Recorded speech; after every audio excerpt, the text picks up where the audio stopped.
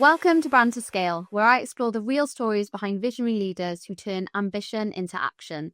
I'm Jess, your host and co-founder of Alchemy. Today's guest has a truly unique journey, from launching one of Wales's most successful independent breweries to now helping build the next generation of Welsh tech startups through the Alacrity Foundation. Hannah Williams, welcome to the show. I'm so happy you're here. Thanks, Jess. Really excited to be here. Thank you. I really appreciate the time because you're a very busy lady. Can you give me a little bit of an overview of your journey so far, including the Tiny Rebel startup and your work with Alacrity at the moment? Oh gosh, yeah. How long have you got? As long as you need. Perfect. When do you want to start from? Why don't we go back to the beginning then? So that startup must have come from some sort of a seed of idea at some point, but were you always a bit entrepreneurial? What were you like at school? If you're anything like me, you're probably a bit crap at school and didn't know what I wasn't the best at school. I'll be really honest. I wasn't. I enjoyed school, so I like to see my friends. That's why I really liked school. I was okay, sort of middle of the road. Had to try. Couldn't coast it like some my friends did. But I loved it. I loved the environment. I loved being around people. But when everyone was reading Top of the Pops magazine, I was reading Richard Branson's autobiography because I was obsessed with business and how they worked. And I think I got that from my mum and dad because my dad set up a business the year I was born. I'm one of 5, so the house is chaotic with my mum and dad working in the business. And he sold it when I was 18. And I think he sold it I remember it quite well. So I think he sold it in the September, and it was the best Christmas ever. And then he got really bored and bought another business a year later, which is doing really well now. And it was just sort of that's what we grew up in. There wasn't this work-life balance where everyone had to clock off at different times. It was everything blends in, like everything just blends in. And that didn't bother me, and that just doesn't bother me now. I mean, I gave birth to my youngest daughter, Effie, on the Monday, came home from the hospital in the evening, and he was like, "Oh, lovely, congratulations," and gave me a load of invoices in the other hand. And my mum was like, "She hasn't had a glass of champagne yet." I was like, "It's okay, I can check her on my boob and sort it all out at the same time." But it just doesn't, that didn't faze me, and it still doesn't. Even just try and balance the two. And you could ask my kids, and they're probably like, "Oh, Mum always works." But it doesn't feel like work when you love it so much. And that saying, I feel, is so true. I love what I do. Love what I did at Tiny Rebel. Love what I do at Alacrity.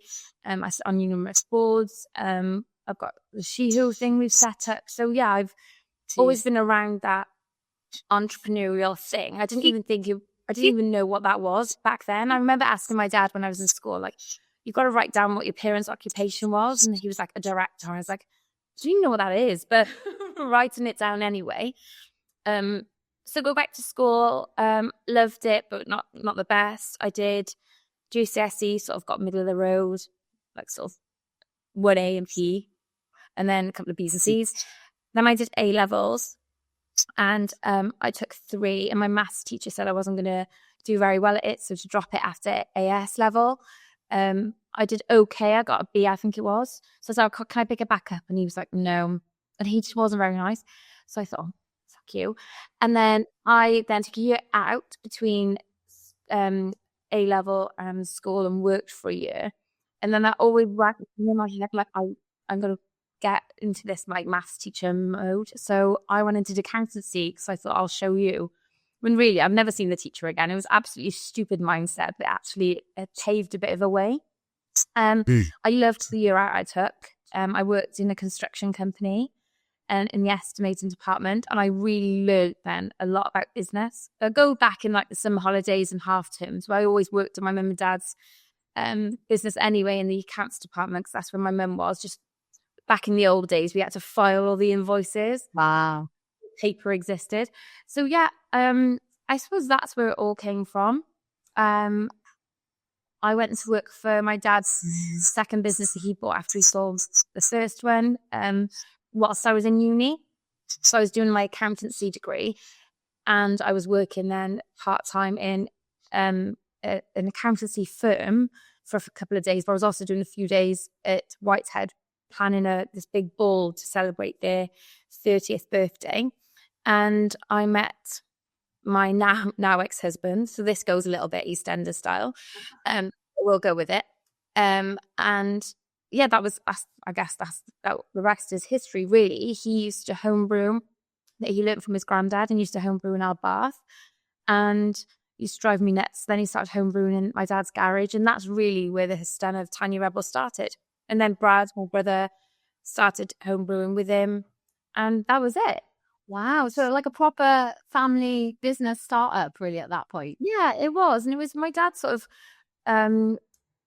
he was the one that was really encouraging it, going, you've got something here. So they would brew beer that wasn't anywhere else. They couldn't get this American style beer here. Everything was very bland and plain and just the usual bitter, really. Although Red James was Gaz's favourite beer, and I think it still is, a Brown's beer. But they wanted to do something a little bit different, and that's where really it started. The idea stemmed from, they did a lot of research. They followed the normal business style of how to start a business. So they tested the market, sent out a load of beers with a questionnaire. People would send them back to us with loads of feedback, and that's what we do back and forth. And without knowing, that was you market testing. You just seeing what's going on, really. At that time, we just had Maggie, our first child. So again, whipped her on a boob and doing all forecasts and business plans, and there's a load of learnings along the way, and it was a hell of a journey. And we didn't sort of manifest what we got it to, but we absolutely loved the ride of it. It was just startup chaos. That was just our life. We loved it. Yeah. So from the bath then, a proper family business started. What was your were you involved from the very beginning? Was it supposed to be on the accountancy side because you were doing that degree? Did you have a vision for where it could go, or was it just sort of day by day, see what happens? A bit of both, really. So I was working, so we all worked full time. So this was a side hustle initially. The boys worked in my dad's firm in the estimating department, mechanical and electrical. So they were supposed to be doing that, and I'm pretty sure they've done a lot of Tiny Rebel stuff at the same time. I also had a full-time job, and we just had, at the time, I think, we signed the lease for Maze Glass on Maggie's first birthday. So Gaz left his job first, and it was sort of a gradual process. I'd done all the forecast and planning. We tried to get bank funding before. Because it was the start of social media, we were like, that's going to be our marketing. We don't need a marketing budget. And the bank said, that's never going to work. We're not going to loan you the money. No business will ever succeed without going through having a robust marketing plan. And we're like, no, we really think this is going to take off, and we do something brilliant with it. And at the time, when we set up our Twitter account, we had our first 100 followers. Honestly, it was like Christmas. We were bouncing around the house. I've never been so excited, which is ridiculous now when you look at all the subsequent achievements. But it was those little wins at the time that felt monumental. And yeah, that was how it started. My dad loaned us the money, the 50 grand to start the business. And we went from there. Gaz left first. Brad would then brew in the evenings, weekends, do sales. I did all the invoice. It was just that. And after about 6 months, we were able to pay Dad back completely. We'd over-exceeded our forecast. Brad had already left, and it was just, we're actually onto something. So yeah, it was, you don't stop to think. You're on this hamster wheel. It's like, go, what's next? And it was just fun. That was it. And you were doing that all with a baby at home and a young child? Yeah. And then, so that was on Maggie's first birthday. We signed the lease, and then we were pregnant then with Cleo, our second baby. So I went into the business, I think after about a year, maybe 9 months. I can't remember. I remember being massive on Cleo and like hand labeling bottles, and just sat in the brewery hand labeling bottles like 10 days overdue. Amazing. So yeah, that's a hell of a startup journey, and doing that with in young kid and pregnant again as well. But I suppose you do, don't you? I did the same. You just do it. You just find a way to make it work. Oh, you just do. Yeah, it just all fits in, and I wouldn't change any of it. Loved it. Yeah. What was the point where you all knew that this was really successful? Don't know. I don't know if we're still there now. I think when we got the Cardiff bar was a great achievement. It was probably a year too early. It wasn't in our plan, but the opportunity came up, so we had to jump that opportunity. And that was brilliant. I was utter chaos, but like amazing chaos. And genuinely, you would just all chip in. Like my dad was there screwing up shelves to the wall and just botching everything just to get this thing open. And it really, that helped then drive the revenue to build the brewery side, because it was a cash cow instant. So yeah, the balance of the two revenue streams worked really well. You went from that full-time job then into this business full-time. Did that sort of scratch your entrepreneurial itch that you had growing up? Did you know that was what was happening, or did it feel? I had no idea. No, I don't think I did. I had no idea. Not a clue. Not until recently, and generally since maybe when we did the Lloyd's launch. So Lloyd's Bank came to us. No, actually, maybe it was before that. So maybe it was when we were building the brewery. It was like, oh, actually, this is real. And COVID was a difficult time. So, you're very responsible. I felt very particularly responsible for everyone's salary. So when we had like 165 people on payroll, you would sleep sometimes like, oh, I've got to get cash flow for all of these people. You are responsible to make sure all of these people, get paid. And that was first and foremost always a pain in the ass for me.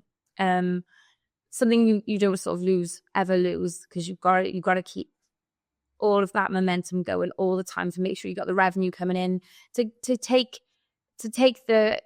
So I looked after mainly finance and HR and CSR, and then just take that pressure away from the guys to go and drive the production, which was Gaz's bag, sales and marketing, which was Brad's bag, and then we brought in then more of a senior leadership team level as we started to expand. But it really was my dad that gave us the confidence to just go and do it. We were going to buy a second-hand van, and he was like, "Don't go and get a brand new one. You'll feel better. You'll feel more proud of driving around in a new van than breaking down every 5 minutes when you're delivering loads and stuff." And I winced at the price, and I was like, "Oh God!" But it all worked out because we had low salaries, but the idea was to put it back into the business to gain momentum, to keep it growing, and it just worked well at that time. Yeah. As the business was growing then, and you were hiring, 165 people is a lot of livelihoods to be looking after. What are the challenges and, I suppose, pivotal learning moments did you experience while that was growing at the rate that it was? Oh, loads. We went from starting from spreadsheets to implementing systems, processes, procedures. Then we had like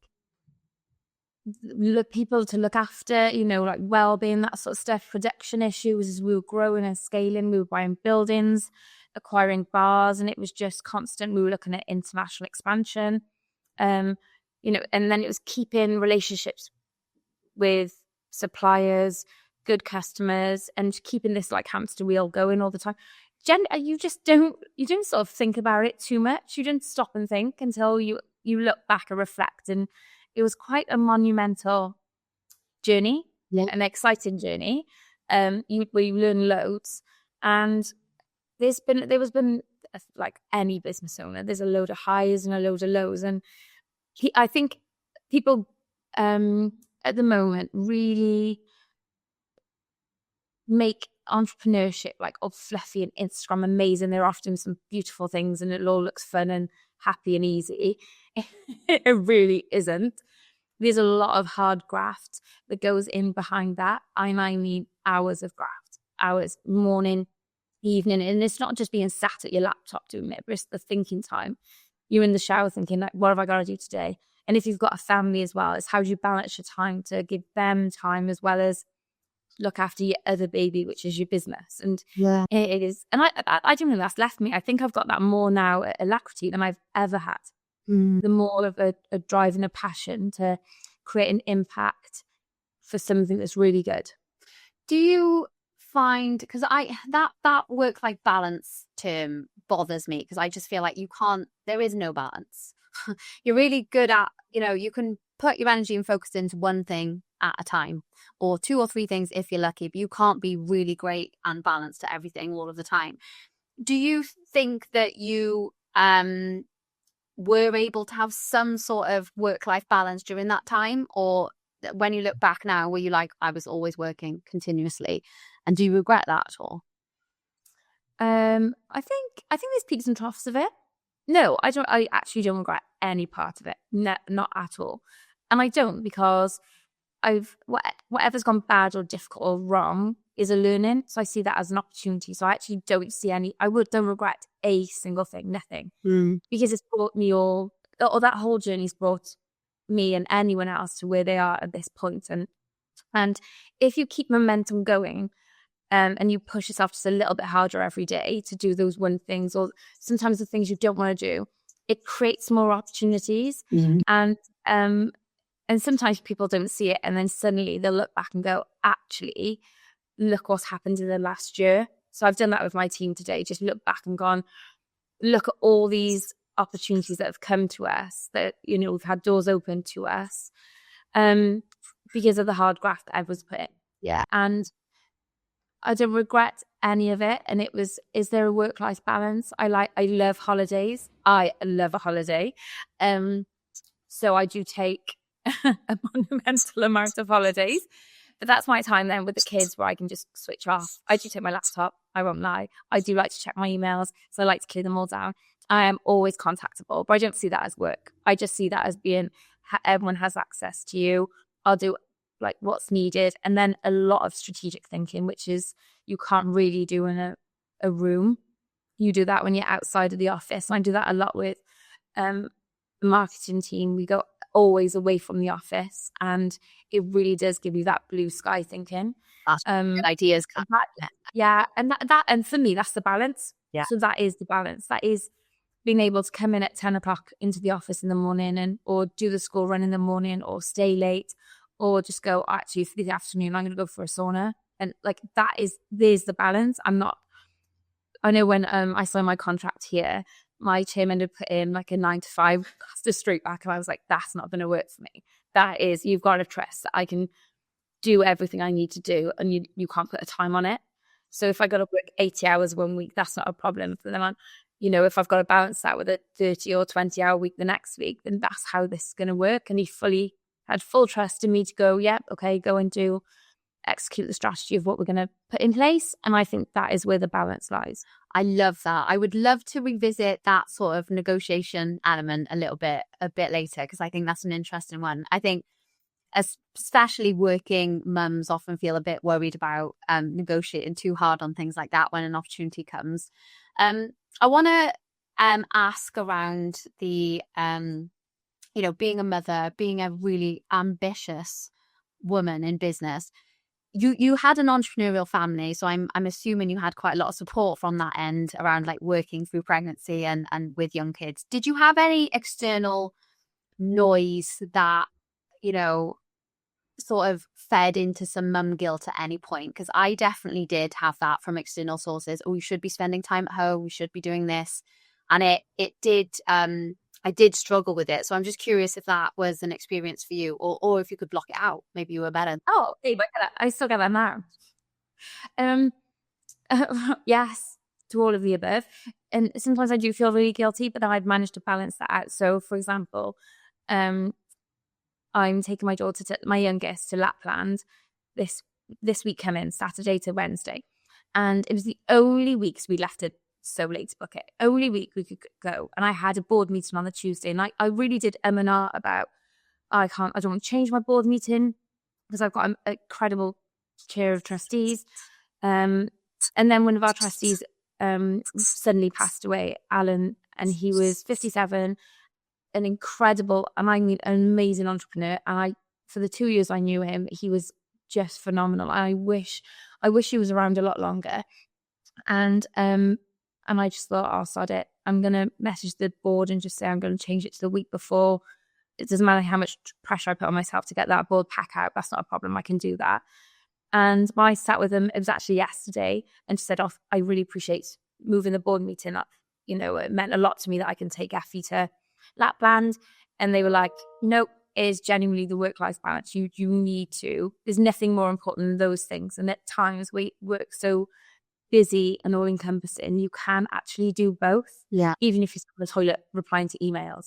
And it's just, you find tweaks. And actually, I'm more effective and more productive now I'm a mum. So where I used to work school hours back at Tiny Rebel days, I could do more in those 6 hours than some of the team would do in 10 hours.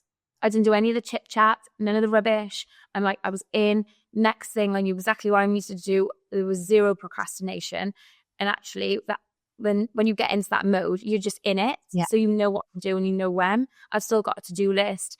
And then you just like check stuff off. I feel it's a challenge. I weirdly love it. I love that. Yeah, you learn how to be more efficient, don't you? Yeah, yeah. And I don't see any bother. Like, I actually would employ females more so when they're a mum, because they just have a different tact of working. Yeah, absolutely. When you were going through that growth period with Tiny Rebel and you had the young kids, what did you learn about yourself and your skills and what you can cope with during that time? Ooh, I think I learned more. I learned like you would do more. As in, I'd wake up in the morning and give myself like 5 tasks to do before I leave the house. So I'm weirdly still doing that.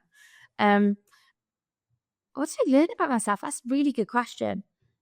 You build up resilience as you do things.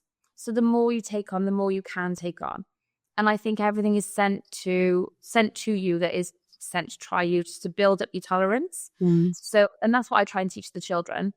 I'm asking you to make your bed in the morning, keep your bedrooms tidy, asking you to do a little bit more every day, because after the year then, when you've done all those little bits, it's compounded to a significant amount. If I ask you to do nothing, you'll never learn and you'll never know how to do the hard stuff. Yeah. So you can do all the easy stuff and they're super, super easy.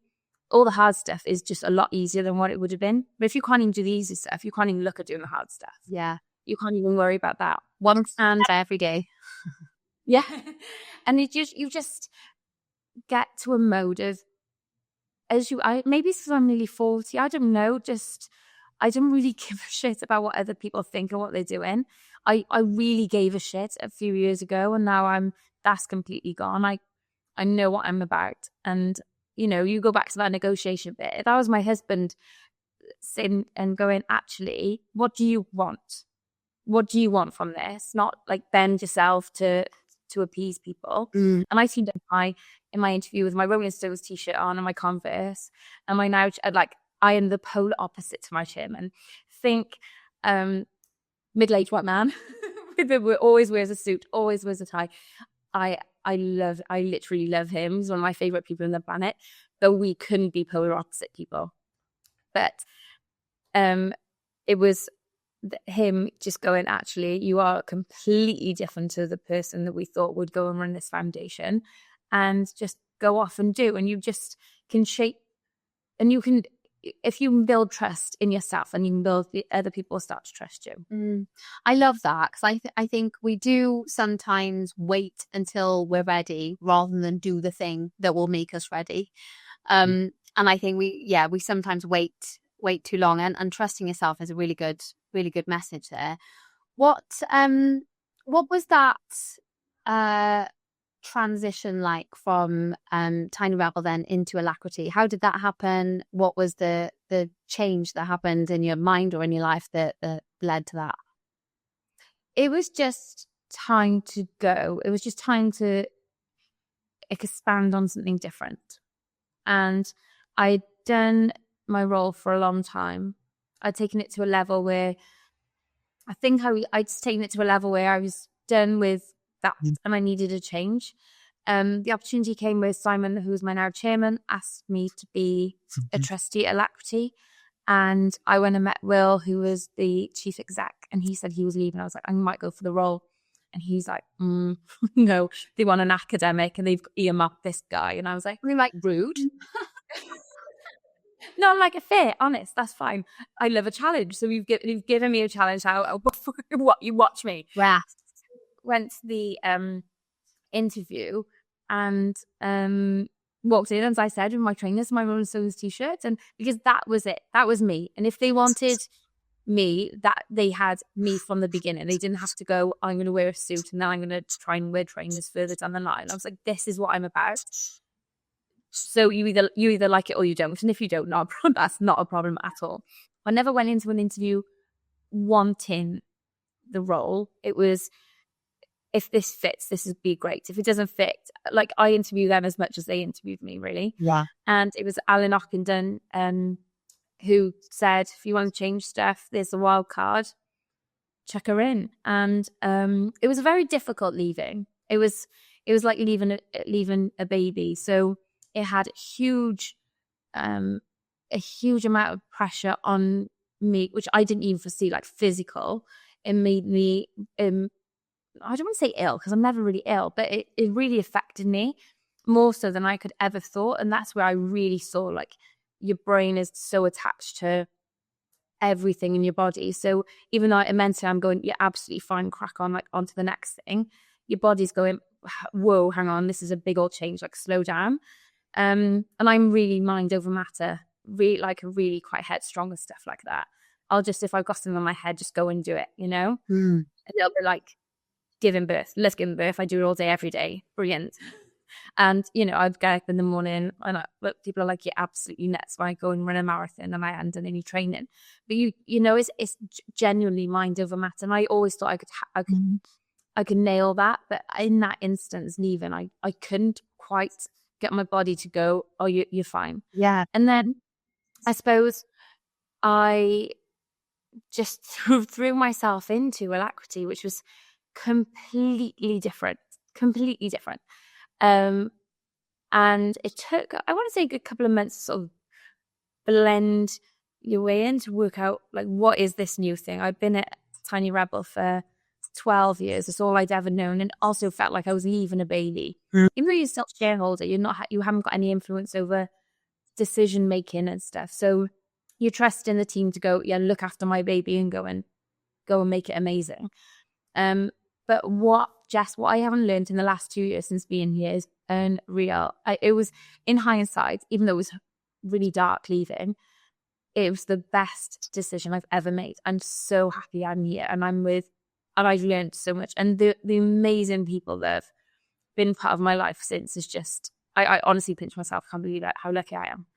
I loved how you described that. And what I'm hearing really is that you felt really, really uncomfortable and you leaned into it anyway.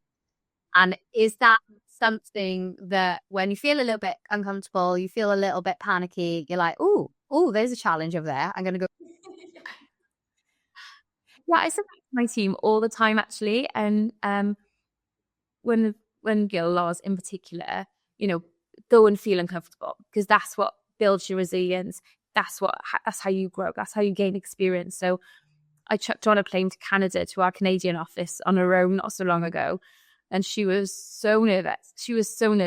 But she was like, I just went and did it. And she realized, like, how amazing she was and what she could do and she tested herself. Yeah.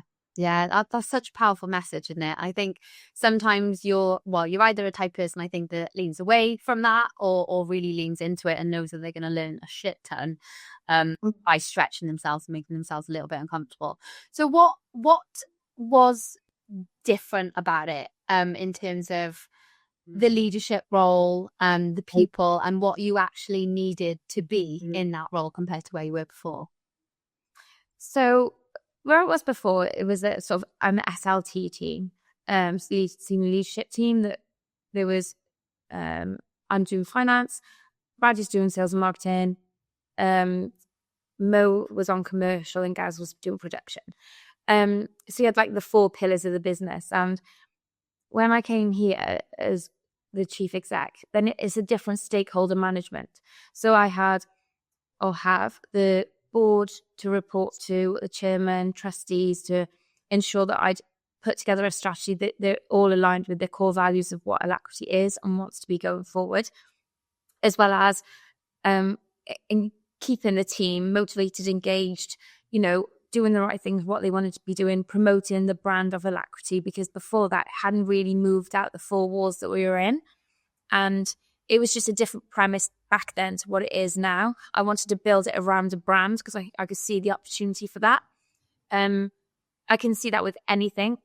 Anything can be a brand. It doesn't need to be B2C. You can do that in the same realm of what we do. So we try and do that through events, engaging with different stakeholders in that way, and social media. You know, it isn't all fun and easy. We want to make entrepreneurship fun because you've got the flexibility, but also if you've got that flexibility, you've got hard work on the other side. You've got no one telling you've got to be in 9 to 5. You've just got to know you've got to go and do 8 till 10. It doesn't stop. And it's just a different premise. And we want to showcase that entrepreneurship can be fun. It's bloody hard work. It's huge risk taking. But if you grab it and run with it, you've got the support around you. And those support mechanisms are golden. Like my network I've just got such a good network of people that I can call on at any time, that they're amazing. But that happened way back in Tiny Rebel. You know, my mum told me when I was little, I used to hate ringing people on the phone. I hated it. My mum was like, don't worry about it. They can't even see you. So who cares? And that always would ring true with me. So I remember emailing Alan Barrett, who owned Grenade at the time, this before he sold it, and emailing Alan going, just can I have a call with you? And he messaged me like, weirdly, just had my solicitor cancel. So yes, do you want to call now? And I was like, yes, I do. And we stayed on a call for 4 hours just chatting about how he built Grenade, trials and tribulations, highs, lows, and everything. And I thought, bloody hell, this is amazing. And weirdly, we still stay in touch now. And we used to have calls all the time, just, I don't know, bounce around ideas around, or brain dumping, or just having a rant often. You need that. Everyone needs that. Yeah, all the time. Exactly that. So it's never easy. And I did the same thing then with Phil Dole, who was the CFO of Gymshark. And it was just reaching out to people. What's the worst that can happen? They're going to say no. But you've at least tried. And then you go on to the next person. So then they sort of became unofficial mentors. I don't even know if they know what impact they had on my time. That was at Tiny Rebel. And then since then, subsequently, I've just done the same thing. Just reached out to people. And then as you do that, naturally your network grows and you don't even see it happening or feel it. It just does. So in March, I went to India and I took across India with 56 female entrepreneurs from Chennai to Goa, which was absolutely insane, crazy, but amazing. Like you just in those situations, you learn so much about yourself. Again, you know, it's created an amazing network for me. So yeah. I feel like I'm going off in all different tangents. No, you're good. How because it's a really interesting point, the network conversation, because I think that especially small business owners, new founders don't realize the power of that network if they build it. And you know, really it just means making friends and having conversation. It is that. Yeah. But I think network just implies something, I don't know, really corporate and stuffy for some reason. But it is just reaching out, making connections with people and learning from each other. And I agree, it's so important to do that, not only because you gain different perspectives from how people have built their businesses or what they've done with their lives and the decisions they've made, but you've got resources. Then if you build genuine connections, you've got, like you said, people that you can reach out to ask advice from or give advice to, or I've got an idea over here. Can you help with that? It's so valuable. For maybe younger business owners or people who are just starting out, what advice would you give on how to start building that network? Especially for the people who are just not going to go, I'm just going to ring Gymshark or Grinning. And like, you know, see if they want to call. Like, what are the small first steps someone could make to start building that network? Oh, to be honest, Jess, I hate like going to those networking events, and I was like, oh, but you're so good at it. I'm awful. I'm really bad at making small talk. So I go up, I don't even know how to broach it either, and I'm still really useless at it. And I see people who will walk up to someone and just start having a conversation. I'm like, how did you do that? And I just don't get it. It just doesn't click with me. I like people introducing me to someone and then it sort of builds from there. Or some sort of accidental happening. I went to an event in London. I sat next to this lady who started talking to me, and she's just setting up a brand. And I was like, oh, that's cool as hell. And now we've stayed in touch. And it's just little serendipitous things like that, I think, sometimes happen. Yeah. For young startups, it is really difficult. I didn't find much out there for that. I didn't find many opportunities to meet up. So we set up a group called She Who. So She Who, we've done it with a few partners, like collaborative working. And She Who is about, it actually is called She Who Gets Shit Done. Nice. But we can't put that in our marketing. So it's just called Why not? I'm sure you can put it that way. Oh, could you imagine the backlash? Oh, good God. There's too many people that wouldn't like that. Anyway, so She Who Gets Shit Done. Oh no, She Who is about just women who can help younger females in the sector. But it's not just about women. So it's about like, how do we showcase people in C-suite positions? Because when I was younger, I had no one to look up to in a, like, no female that I could find in the C-suite position. Everyone was male. Everyone. Every board meeting I went into was just full of men. So how do we showcase? And it was more so how do I showcase my daughters to go, actually, you can go and do this. Yeah. You can't, like my middle daughter wants to have 10 kids and be a solicitor. And I'm like, you go, babe. Yeah, go for it. Yeah, I bet you'll stop after 3 kids, but yeah. No. But she's like, I'll get a nanny and I'll do this. I was like, oh, no, you can't do. Okay, we'll see. So it's about mentoring and giving back. So the people who've already scaled and maybe sold their business, just having a minute just to go, actually, like, I'll showcase you and I'll give you an hour of my time to give back and explain how I helped. And it's encouraging the younger generation, even if they don't want to start their own business, but they want to move from a supervisor position, say, to a managerial position or a C-suite position. What does that journey look like? How do they do that? They're not going to do that over time unless they're given the opportunity and skills to do that. So it really started with International Women's Day, and it was getting all of these groups together to say, well, don't do our own event. Let's just do one event. Let's get everyone there and really make something from this. And the branding sort of took it further. And I wanted to also thank the guys that enable females, because there's a lot of guys that aren't, and I say women as well, there's some women that are absolute bitches, but it's not, these that don't help, and they stop people on that ladder.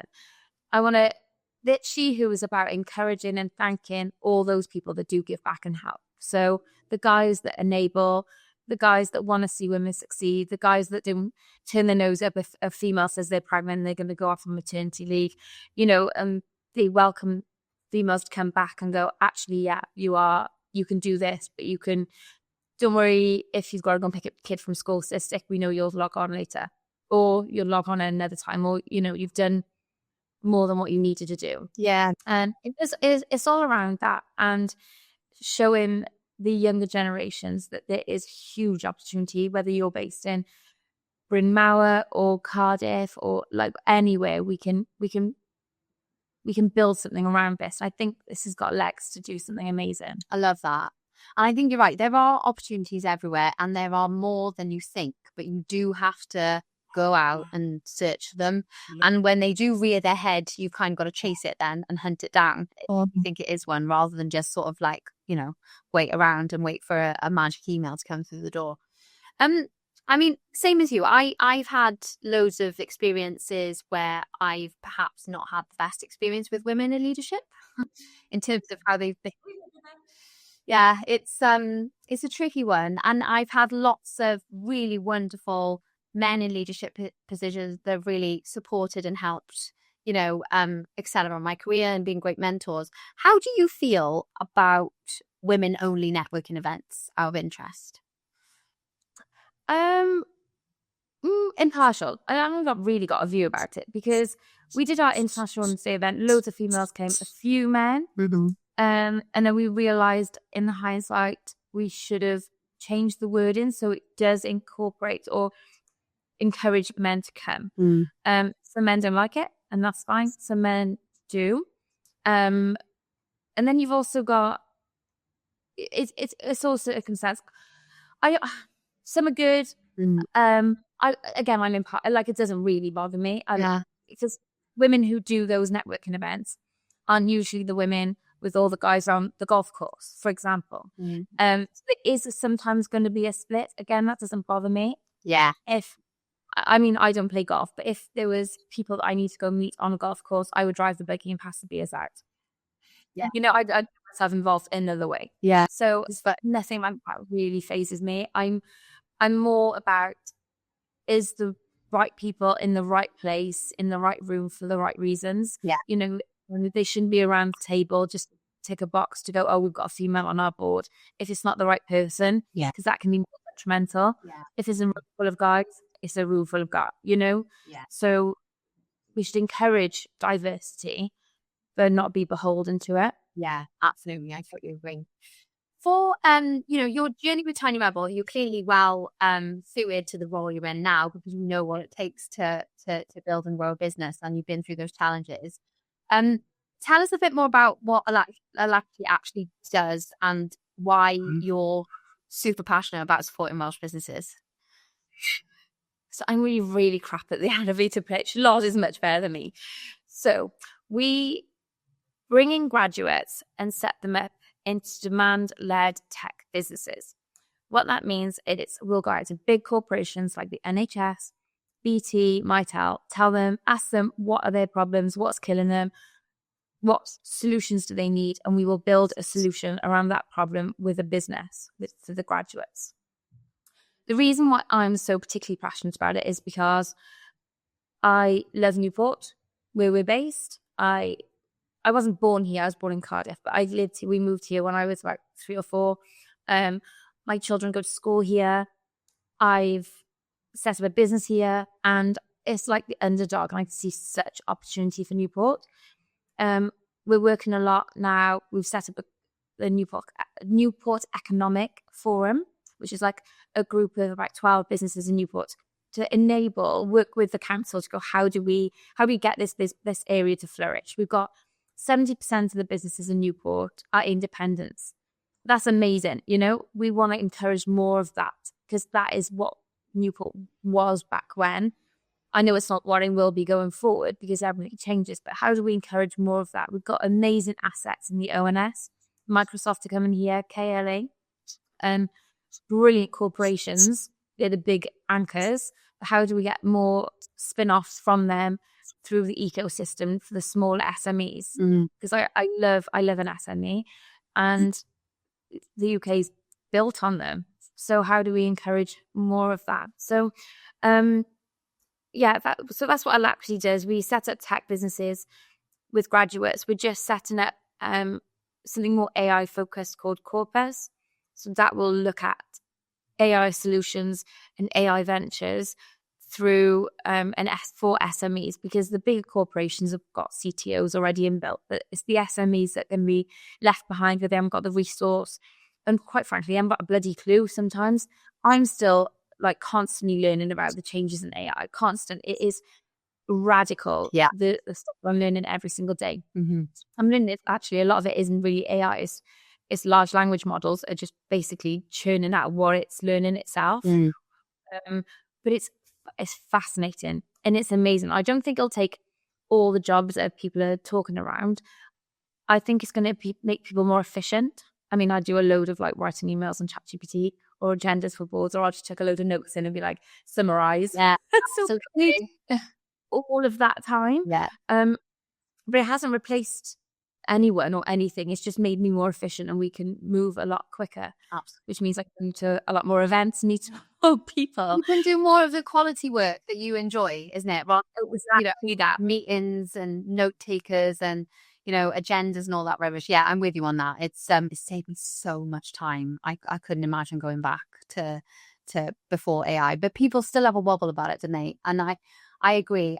It won't replace jobs, but it will replace the people who don't adopt AI with their jobs. That's the way I feel about it. And it is here. It's not going away.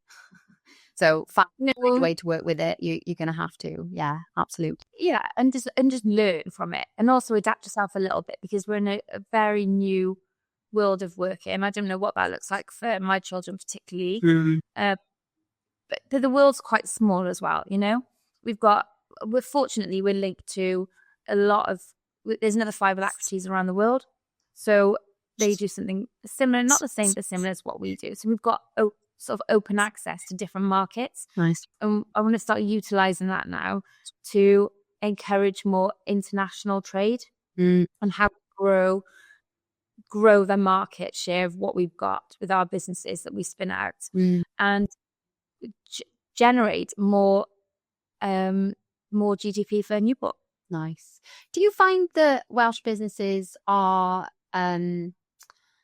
less willing to shout about achievements and be a bit loud about what they're doing to encourage investment and things like that? Or is it just is it the same?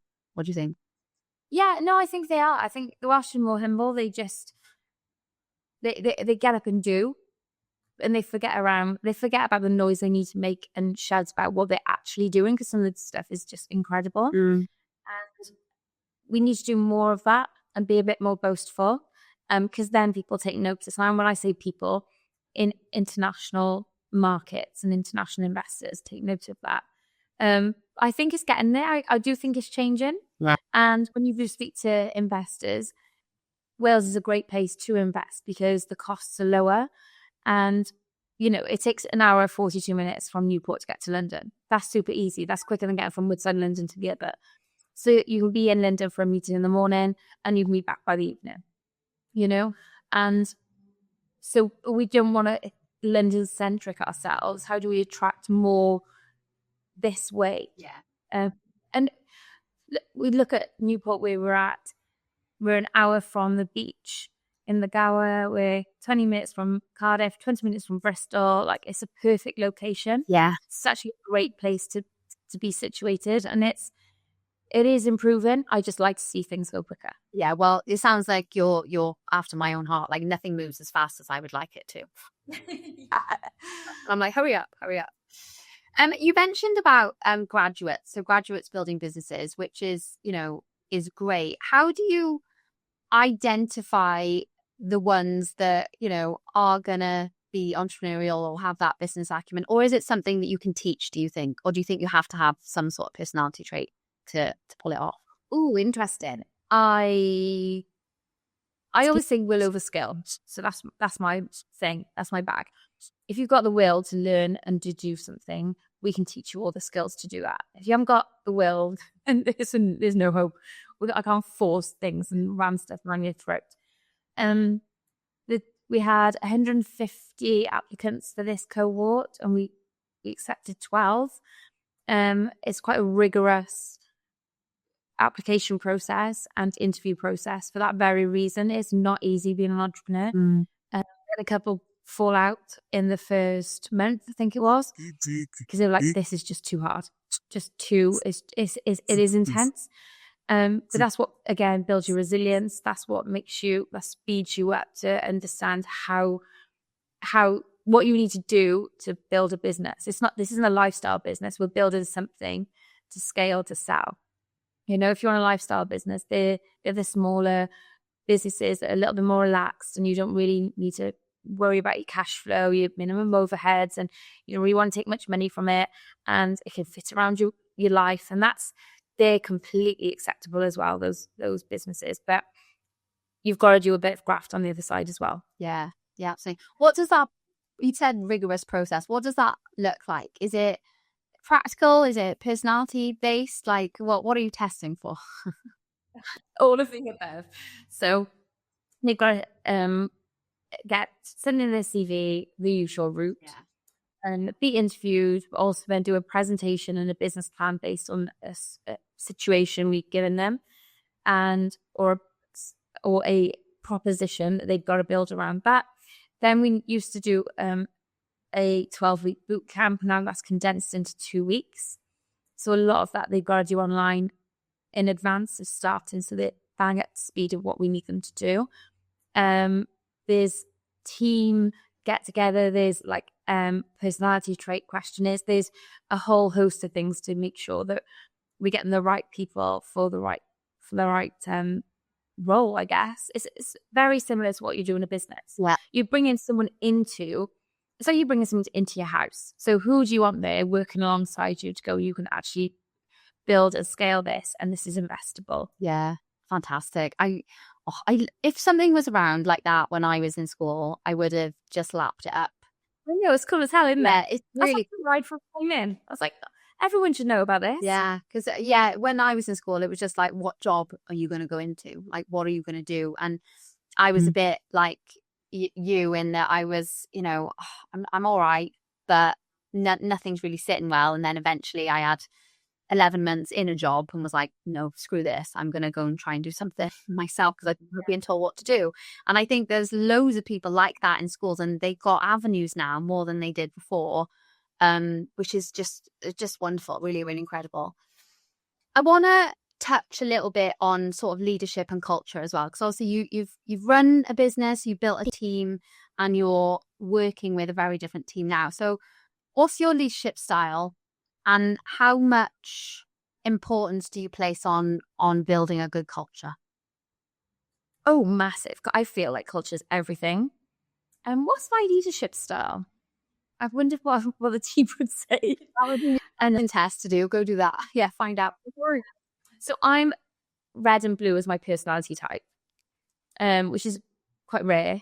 I'm red because I'm already making decisions before the question's been asked most of the time, and I'm blue because I like the detail from my accounts background. That is quite rare to have both of those things. Yeah, the detail. It is really, really rare, and I like to get things. I don't need to get everything like perfectly right, but just mostly right to move on to the next thing. And that's my leadership style. I'm quite hands off, so everyone will have a job to do, and I very much trust them to go and do. So when I started here, one of the first things I got rid of was holiday days. Nobody had to book off holiday days. As long as they communicate, it's uncapped. As long as they did their job, that's it. They take as many as they want a year. Wow. So they trialed it in Sweden. It worked really, really well. What we found is productivity's increased, and holidays have actually, people have taken less, which is just, yeah. And they found that in Sweden as well. And it works for me. Again, I go back to my vices. I love I don't even like cars. None of that. I'm like, no, I don't care about clothes. I love traveling. I just love it. I love seeing different cultures, trying different food, taking my kids away, experiencing different things. That is if I'd spent every single penny on that, that is what I do. So that created a really relaxed culture. That everyone knew what they needed to do. So when there's a lot going on, everyone's happy to come early, stay late, work weekends. That's not a problem, because then on the other side, they've got the huge amount of flexibility. I fall down a lot in, especially for the last, I want to say 2 months, where I've been out at probably every single night at events, and I'm really crap at saying no. So I'll always try and shoehorn things in. So 24-hour bike ride on Saturday for a charity, to the Sunday I had an hour kip. Then on Sunday night I was at a dinner at the Celtic Manor for the summit. Came home about midnight, and then I was at the summit all day Monday. Monday night the phone rings, ITV are like, any chance you're free tomorrow night, Tuesday, to come and do a panel, which was my only free night this week. And I was like, yes, of course I will. Oh, you don't promote that, do you? Let's be fair. You don't. No, I know. So that Lou just sort out childcare. My husband's like, yeah, fine. And so yeah, but I don't want to miss those opportunities of what we talked about earlier, because I can see the momentum. Yeah. So all the things, I don't know how this guy, and I have to ask him actually how he got my number or how he found me. But all of the things we must be doing right to get to that level of alacrity now have, like, people come to us, we have mentors coming to us. Our recruitment is all inbound. It's not as outbound as it was. So that relieves a lot of Loz's pressure trying to go out and find graduates. They come to us now, and we can spend the time growing what we need to do.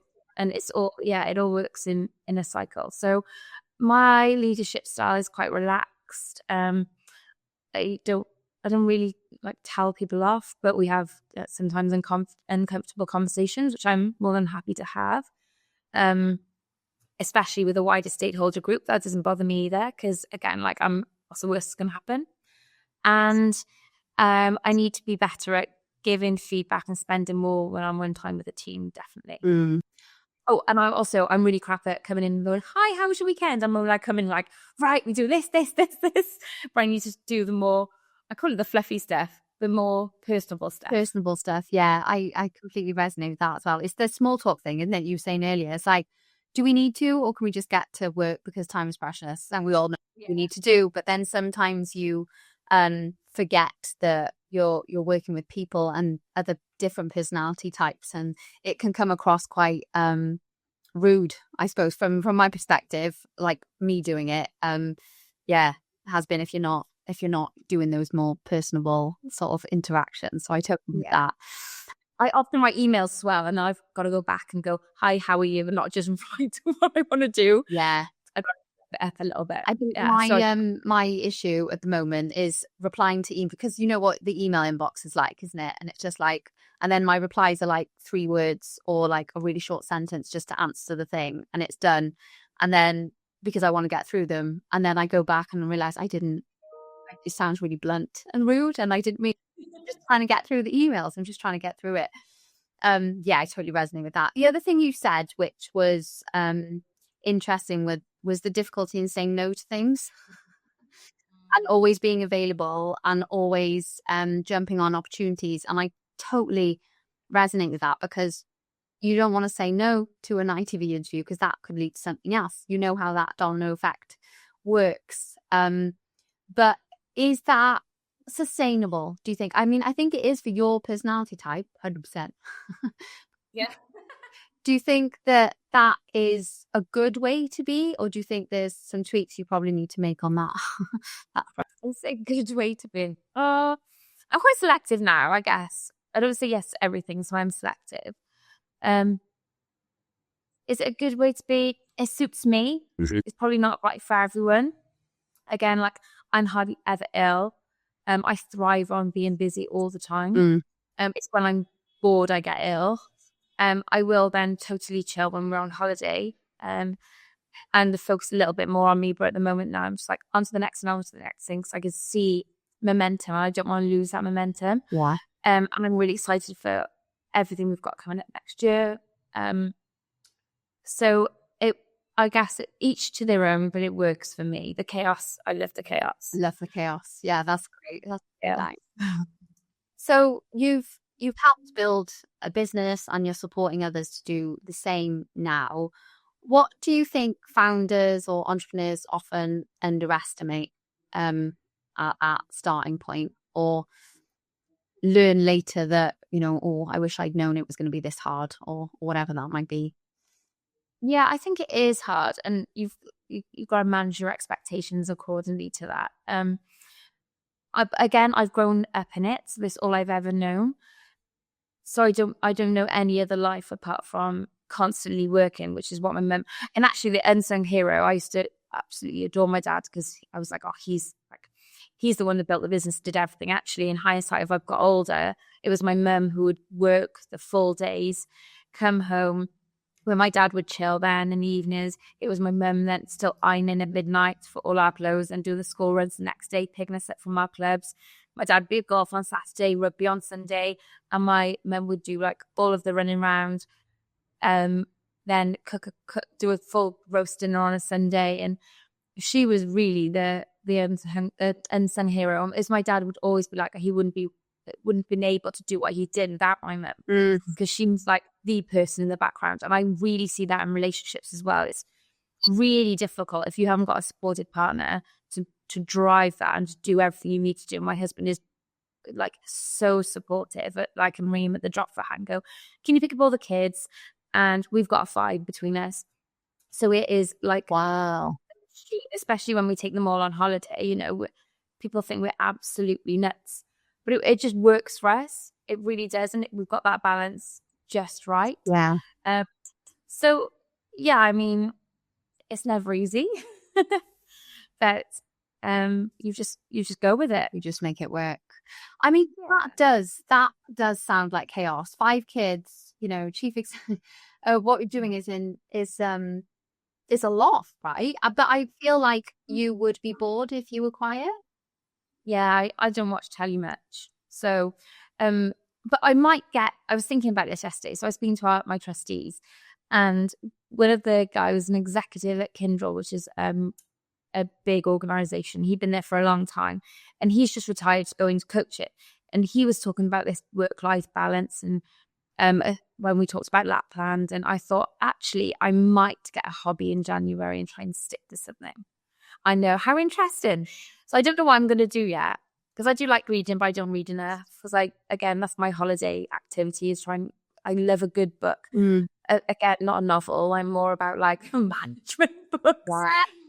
My favorite is Never Split the Difference. I absolutely love that book. That's a brilliant book. Yeah, that's a great book. And it's I love those books because I have to go back and reread them. And every time I do, I'm in a different situation in life or a different scenario has happened. And I always get something different out of it. So I've got a stack I always go back to, like time and time again. Do you know what? I wish I'd read it and take a notepad and just, like when you're in uni and you just like reading through your textbooks and write out the important things. I wish I'd started doing that.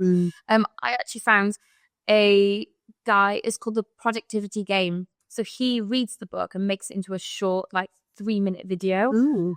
And it's so, so good. Ooh, so if you've got time to read, this guy, The Productivity Game is brilliant. I am so getting on that. Because, yeah, I do feel like if I had more time to read, I would be better. Because those books, you always get so much out of them. Yeah, personal development is really important. And everyone should spend a bit of time doing that. Yeah, absolutely. I think the one of the things that I really value in people, and I definitely look for when I'm hiring, is that curiosity trait. And it sort of leads into what you were saying about will over skill earlier. If you are a curious person, you'll go out and find out a way to do something or find out how it works or a way to do it better. So I'm looking for that trait in people because I feel like that's more powerful and more valuable to me, than having that specific skill at that time. And I can always tell by what books are you reading right now? Or what book would you recommend? You can get that out of people. And I love that trait in someone. On that book note then, what would you recommend a founder or an entrepreneur read? If they've never touched a business book before, what should they start with? Start with Legacy. It was a brilliant book. So Phil Dorr recommended that to me. That's one of his favorite books. And that's when him and Steve Hewitt set up We Are For Now, which is his new, it's like they're a little bit like in the philanthropy arm, but then they invest in businesses once they've done a bit of due diligence in them. So he recommended that book to me. And it's about the All Blacks and how they went from looking at a really rubbish rugby team and making them to be the best in the world. And it was the little things like in the morning, made all the team make their bed and they had to clean up after themselves. And suddenly it was like, it's called Sweep the Sheds, like clean up your own shit, like sort your own stuff out. And it was the tiny little things like that. Don't expect other people to do it for you. Do it yourself. And that increases your tolerance to go and enable you to do bigger and better things. And yeah, it is a brilliant book. Shoe Dog is another one of my favorites. That was about, Phil Knight wrote that about Nike. Brilliant, brilliant book. And then Never Split the Difference is definitely one of my favorites. I love it. I've got a list actually on my Audible, so I'm going to start listening to them. But I also listen to Diary of a CEO. Yeah. There's some brilliant, just some absolutely brilliant episodes on there where you learn a lot. That's gone more from a CEO thing to more of they hone in on fact find sort of focus. And then I also listen to When I Need a Laugh, My Therapist Ghosted Me. Oh, I haven't tried that one. I'll look at that one. It took me about 3 or 4 to get into them, and now I'm obsessed. What is it called? My Therapist Ghosted Me with right. Joanne McNally and Vo Williams. And I wasn't a massive fan of either of them until I started listening to it. My friend recommended it, and oh god, I not laughed so much at times. It's hilarious. It's a good laugh. Brill. I will definitely be downloading that 100%. Yes, books are definitely valuable in the businesses that we're in, 100%. What's next for you then? Because are you doing any more side hustles? Please? Well, because I feel like you're not going to sit still. Something's going to be changing at some point. So what are your plans going forward? Load of plans. I'm 40 next year, so I did a lot this year. I think the India trip and the 24-hour bike ride was really, I don't know, we threw that 24-hour bike ride in last minute, and God, it was just hard work. Not so much like physically, just mentally at like 4 o'clock in the morning when you're exhausted. Yeah, that was tough. But I want to do something again like that next year. I sit on a few boards I love, and watching them, the businesses change and scale is just brilliant. And on those boards are other amazing non-execs I really learn from. So I absorb it. I love it. I want to be like a sponge. What's next? I haven't wrote my list for next year yet. And I normally at the beginning of the year write a big like manifestation list of what I want to do and what I want to achieve. I want to start another business, which we're just getting the IP over the line for, which will be exciting. Again, that's a side hustle. What would I want to do next year? I don't know. Travel a little bit. Just enjoy the year, I think. And I don't know. Come back to me when I've written my list. Yeah. My favorite time ever is a Sunday night to work. I love working on a Sunday night. I sit on my laptop and on the sofa and like clear my emails because no one ever emails you back, and plan the week. It really sets me up for a great week. Yeah. So maybe I'll do that next Sunday. I love that. Yeah, I'm 40 next year as well, and it's one of those like milestones where you kind of have to go, actually, I've achieved quite a lot. Go me. You looking forward to it? I am. Great. Yeah, because I think it's I think my late 30s are really where I felt like most me and most comfortable. And Same. where you said earlier around like I just give less of a shit about what other people think, and that's been really freeing. So much less energy lost on that crap, you know? And I feel like 40s will bring more of that. So yeah, I'm looking forward to it as well. But I'm the same as you. I need to pull my sort of 2026 plan together. But I have written a letter to myself. I don't know if you do this. Oh my God, I do that all the time. Yeah. And do you know what? It's true. I'll tell you an example of why this is true. I don't know if you can tell, I'm super passionate about this. Right. So when I was pregnant with Cleo, I had a 1-year-old, Maggie, and I was pregnant with Cleo, and I was about 7 months pregnant with her, doing my final exams for my ACCA to be chartered. Wow. And so not only were we like trying to scale the business, but I was I'd get up in the morning at 5 o'clock, revise, get Maggie up, take her to nursery. Actually, I wasn't working for the business. I was working for the business then. Go into work, pick her up from nursery, come home, put her to bed, revise them in the night. And that was my cycle constantly. And then it was my last exam, and it was an audit exam. And I wasn't the best at audit, but there was other people in the class who were much, much better than me. Anyway, I'd listened to Fern Cotton on Radio 1, and she was like, she writes to the universe. She wrote this letter to the universe, and you write exactly what you want, and you sign it off, and you should put it away somewhere in like a cupboard or something. And I thought, oh Christ, I'm going to try and do this because I've got to somehow pass my exam. So if I don't pass it, the resit is when I'm supposed to be given birth. Oh shit. And I go, I can't try and do everything, but that's like one step too far. So I wrote a letter to the universe saying like I really need to pass this exam. And of the whole group that took that exam, I was like one of 3 that passed it. And there was no way in the world, I was nowhere near better than the people in my class. But in the morning, I got up at 5 to revise before my exam at 9. And I weirdly read this one paragraph on this page. And it was literally, that was a section. I thought, I should have a quick, I don't know why, have a quick read of that. The whole exam was on that one paragraph, the whole lot. So somehow the universe aligned, and then I passed that exam. What? And it wasn't supposed to happen. So that is why I think and I know it works. So I've done that numerous times since, and every single time, touch wood, it's happened. Really? Honestly, firm believer. If you want something, you've got to like put it out there to get it back to you. I've done more of a longer term one. So it's like the end of next year. What does life look like? What have I done? What's what I've achieved? And I've put it, it's on my pin board here. I put it in an envelope. I've addressed it to me and I've pinned it to the bin board, and it says do not open until the end of the year.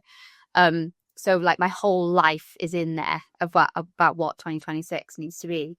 But yeah, I definitely are you quite spiritual then, or do you think it's you put it down and you've mentally committed to it so you work harder? Like, how do you view it?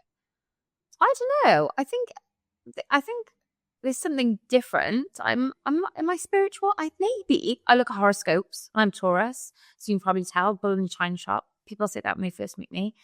I think you gravitate to people as well at different times in your life, and relationships change and move, and it's like a snake shedding its skin. So you go on to your next phase, and if you embrace that phase, then you can grow to be what you desire. And it's who you surround yourself with is really important. If they say surround yourself with 12 smokers, you'll be the 8th. And if you surround yourself with really positive people who are driven, then it does take you to a different realm. And so what I did was I'm part of a CEO group called Ultra. So I chair that group because it is difficult being a chief exec. You can't speak to your friends because some of them don't get it. Really difficult to speak to your colleagues. So it's like a peer group. And on our very first meeting a year ago, I got everyone a card and an envelope, and they had to write in what they want to achieve for the following year. And then we're going to open them at our meeting next week to see if it's actually happened. I love that. So I'm a member of the Bristol version of this. Oh, amazing. So I brought that up in the last meeting around the sort of like writing it down opened. And then, Jordan said, oh yeah, another group's done that. So that was you guys. Group. Yeah, that was nice. That's very much. Yeah, I'll have to. And it was brilliant. It's really good. Yeah, I'll have to come for a visit for that group, definitely. I've been meaning to. Oh, yes, please do. But you're right. It is important. And I think those sort of peer groups are really, really important when you can sit there and you've got a problem that family and friends just won't get it. But you've got that space to sort of, express that and get good advice in it as well. That's really important. Yeah, it's like networking on a deeper level. Yeah. And, so you can really be open and free to talk around absolutely all the good, the bad, the ugly, the indifferent in those safe spaces. Yeah. And I love it. I absolutely love it. And I love every single person in our group. It is Esther that did the 24-hour bike ride, the Maverick team. So we got 2 bikes. We went to London last month. So you really create really deep bonds with people in, similar positions to you. And it's something else. It's really valuable, isn't it? And it goes back to that sort of network conversation we were having before. And they do become friends. They do become friends, and you do have people to lean on and WhatsApp late at night with a problem. Like you do have that resource then. Yeah, 100%. Oh, I could talk to you for hours. You're busy, so I won't. But just to bring it back to the alchemy theme then. So if you had a personal alchemy formula for success in your life, what would be the one ingredient that you couldn't live without, and why? Oh, one ingredient. Oh, only one? Well, lots of people have done 3, 4, 5. There's no rules here. You crack on. Do what you want to do. And I don't know. I think, when you mention things change, like when you read a book, things change over time and different. I think it's that. So if you'd asked me 5 years ago, the answer would be different to what it is now, I think, each time. I always talk about resilience, but I don't even know what resilience means. All I know is you work out your tolerance for stuff, your tolerance for bullshit, and it reduces as you get older and as you get more experience. It's how you take constructive feedback's really important. Wine always helps. Give give time to people. When my husband says all the time, which I need to listen. When my husband says all the time is 2 ears, 1 mouth, so listen more than you speak. Yeah. Which is totally the opposite of this conversation. That it's a podcast, though. You're supposed to speak loads. Yeah. When you do that, it really does change your Thank you so much for listening to this episode of Brand Scale. Look out for another episode. I am dropping really very, crap very at soon. remembering people's names and faces. I'm so bad at it. I'm so bad, Jess. I'm really bad. I went to a meeting the other day. This guy was like, "Hi." I was like, "Oh, nice to meet you." He's like, "I've met you so many times before." I know. I died. Mortifying. I know. How do if anyone's listening that knows how to, teach that skill, please let me know, because it's getting embarrassing now. It really is. I've been in those situations before as well. It is. I need, like Devil Wears Prada. So Lars normally, for an event, Lars will go, "Oh, that's and says the name and where they're from." And I'm like, brilliant. And I need that in real life, like the Devil Wears Prada thing, where she wanders around and Anne Hathaway's telling her who everyone is. And love that. That would be amazing. It's a skill you can learn. So I listened to a podcast on it, a Steve Bartlett one actually, and it's supposed to be a cognitive skill you can learn, but I'm still trying to work out the techniques to do it because I'm useless. And I sit there and I'll stare at someone's face and go, like, Dave, right? His name's Dave. I'll still walk back later and go 20 minutes and go, "Oh, what's his name again?" Yeah, I'm really bad at that. But weirdly, once I remember who they are, I will remember the details from the conversations that I've had with them previously. It's just the name I didn't remember, the face I didn't recognize. But once it's in, I'm like, "Oh God, yeah, we talked about this over dinner at that point." So I just need everyone to wear name tags all of the time.